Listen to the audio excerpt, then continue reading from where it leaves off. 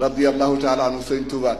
nee na waxuma ku bàyyi julli waaye ku bàyyi benn julli ba dee bu ko kenn yóbbu jàkk ja bu ko kenn suuli ci sëgi jullit yi buñ ko dee suulit na wan yàlla ginnaaw ndax benn julli bu mu bàyyi benn julli bu mu bàyyee ko tax di wax. La première des actions sur laquelle le croyant, le serviteur rendra des comptes au jour de la résurrection, ce n'est autre que as-salah. li wax moom mooy fee mu jëm moo ko gënal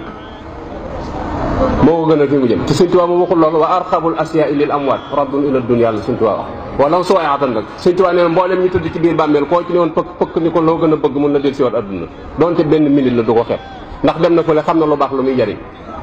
te mënta del si waat. Celui qui aura accompli la prière, eh bien le reste de ses actions seront acceptées. Allah. Donc Sëñ Tuubaa nee na képp ko yaakaar àjjana te nangoo jaamu yàlla nee waru nga àjjana benn buur la am te ku jaamul doo ci dugg